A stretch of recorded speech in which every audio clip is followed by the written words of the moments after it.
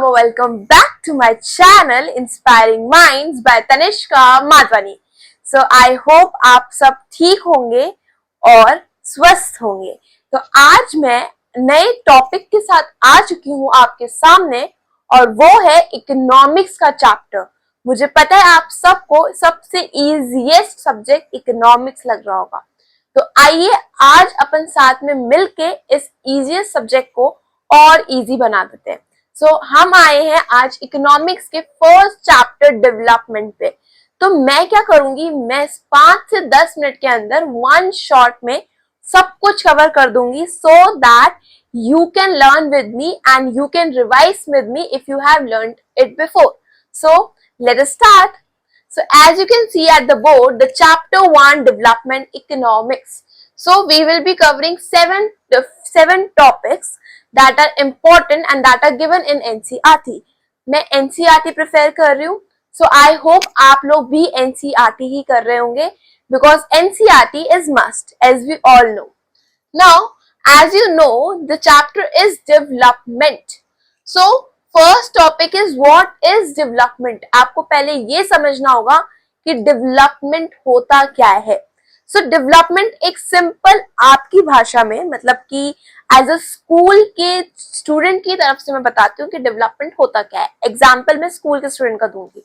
So अभी आप आओगे, स्कूल से आप आते हो, तो आपके साथ ऐसा तो होता नहीं है कि आपको एसी में बिठाया जाता है या फिर पानी दिया जाता है या कुछ भी। तो आपके लिए डेवलपमेंट क्या है कि आप स्कूल से आओ और आपके लिए ऑलरेडी आपके पेरेंट्स एसी चला के रहे और आपको पानी का ग्लास सर्व हो, that is a development for you, change for betterment. मतलब आपके लिए कुछ अच्छा ही हो रहा है जो आपके लिए डेवलपमेंट है।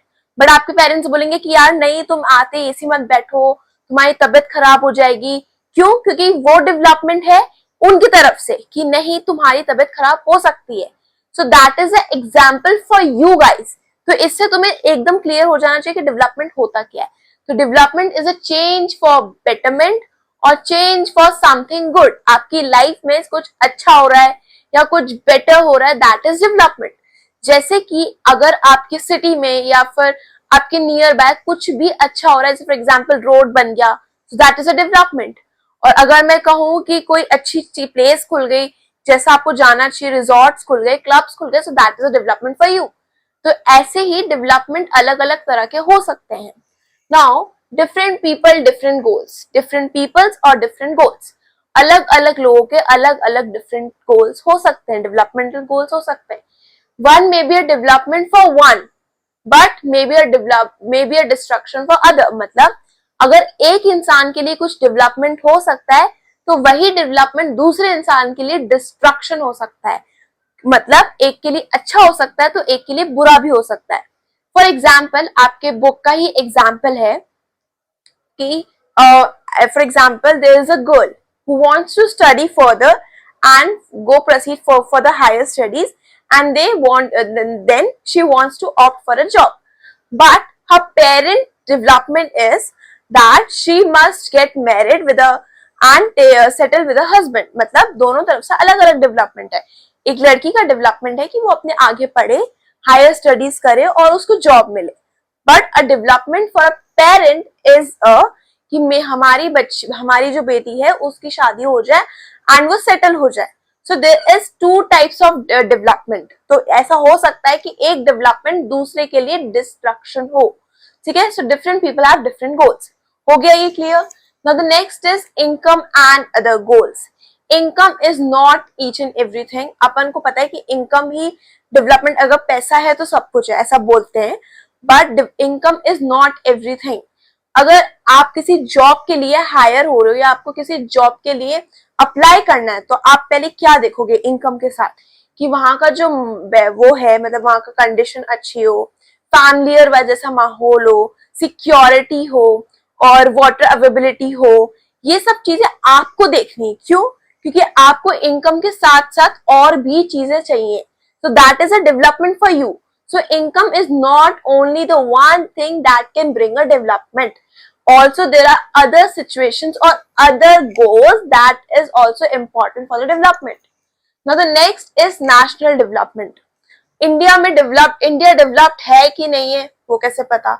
यूएसए डेवलप्ड है कि नहीं है, वो कैसे पता? किसी भी डेवलपमेंट, किसी भी कंट्री की डेवलपमेंट निकालने के लिए income is a main criteria. अब आप इस तरफ देख रहे होंगे, ये टॉपिक सबसे इंपॉर्टेंट है, इसलिए मैंने इसको सेपरेट करके लिखा है सो दैट कि आप क्लियर हो सके इस टॉपिक से। Now income is the main criteria for each and every country, ठीक है। नाउ पर कैपिटा इनकम, आपको पहले ये टर्म समझना पड़ेगा कि what do you mean by per capita income. Per capita income को एवरेज भी कहते हैं, एवरेज इनकम भी कहते हैं। Now per capita income is total population divided by total income of a country is a per capita income. मतलब जो population है पूरे कंट्री की, उसको जितनी भी इनकम है कंट्री के अंदर उससे डिवाइड कर दिया, so that is a population of a country divided by the total income of a country, so that is per capita income.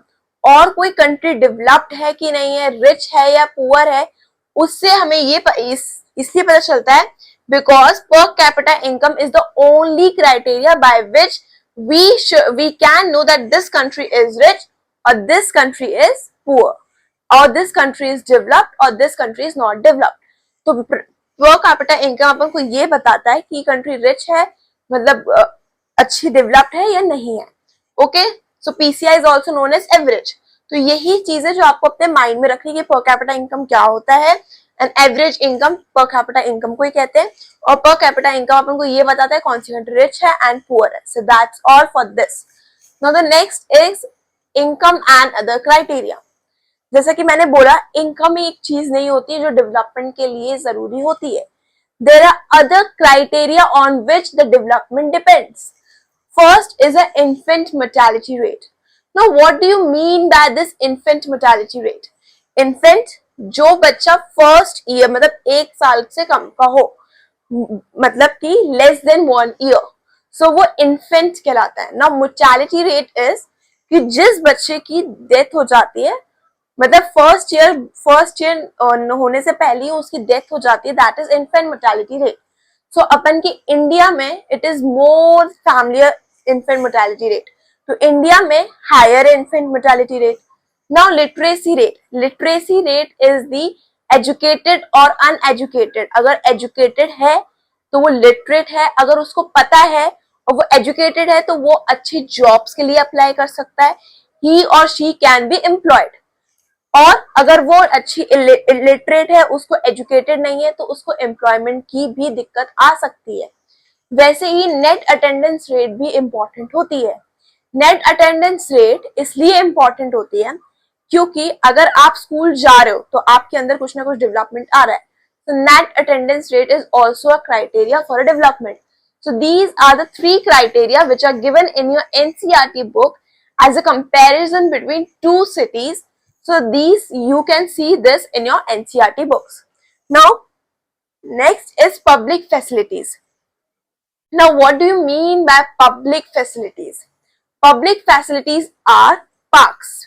Parks आपके आसपास जितने भी पार्क्स हैं, पब्लिक प्लेसेस हैं, हॉस्पिटल्स हैं गवर्नमेंट, तो वो पब्लिक फैसिलिटीज हैं जो गवर्नमेंट की तरफ से आपको दी गई हैं।